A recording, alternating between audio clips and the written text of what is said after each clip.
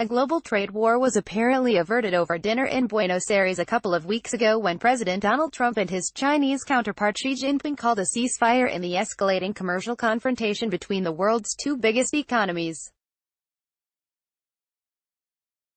Now that ceasefire has been threatened by the arrest in Canada, on a warrant from the U.S., of Meng Wanzhou, the chief financial officer of Huawei, China's flagship technology company.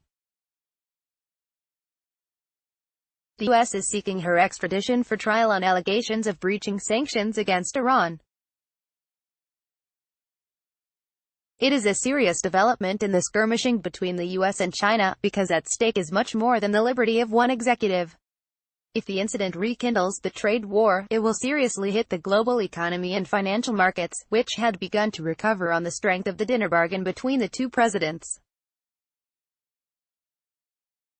Regional economies in the Arabian Gulf would not be immune. The region is locked into the world economy, mainly because of its role in energy markets, which are dependent on the strength of demand from the fast-growing economies of Asia. A trade war would depress growth there, and make Asian manufacturers less likely to want Gulf oil and gas. Any beneficial effect of the recent OPEC deal to cut output would be at risk. To be fair, there was some uncertainty about what had actually been agreed at the G20 summit in Buenos Aires anyway. The Americans said they were going to delay increasing tariffs on Chinese imports, largely steel and aluminum, due to be slapped on in January, in return for which China would drop tariffs on U.S. cars and some foodstuffs. The Chinese did not exactly confirm that version of dinner events, nor did they go along with other suggestions from the Americans that they would institute a radical restructuring of their industrial practices to prevent intellectual property theft and unfair state assistance.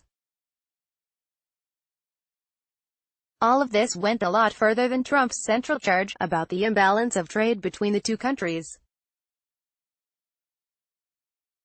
It is unlikely the Chinese would have agreed to such a far-ranging armistice, no matter how good the Argentine stakes. Huawei is not just any old company. It is China's equivalent of Apple, a source of national pride. Frank Kane anyway, the arrest of Meng could knock all that off the table. Huawei is not just any old company, and Meng is not any old executive. The Shenzhen-based group is China's equivalent of Apple, a source of national pride and a projection of Chinese technological skill on the global stage. Meng is the daughter of Ren Zhengfei, the founder of Huawei back in 1987.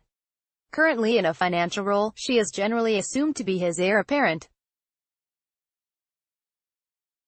That is why the Chinese reacted so strongly to the arrest, threatening Canada with serious consequences if Meng were not released.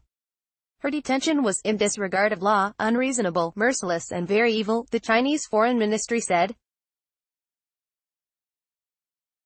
It is probably grounds for some optimism on the trade front that so far China is only threatening Canada, rather than Washington, but it is hard to see how the situation will be resolved unless the U.S. backs down in its extradition request.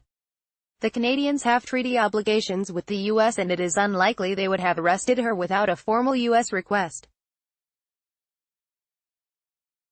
If Washington withdraws that application, the whole thing might be smoothed over. But the Americans are surely making a more important point.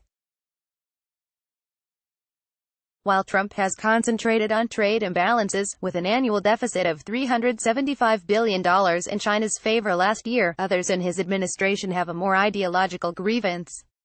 They want to take on China's growing economic power around the world. In this respect, you could see the Huawei case as an opening sighting shot in a much longer struggle between U.S. and Chinese worldviews. The affair has already further unnerved financial markets, with Wall Street and others seeing sharp falls last week. Despite Trump's tweeted view that trade wars are easy to win, no serious economist thinks that there could be any long-term beneficiary from a protracted commercial confrontation between the two super economies. The Arabian Gulf economies, caught in the middle with big investments in both countries, stand to lose twice over. Frank Kane is an award-winning business journalist based in Dubai. Twitter, @FrankOnADubai. Disclaimer: views expressed by writers in this section are their own, and do not necessarily reflect Arab News' point of view.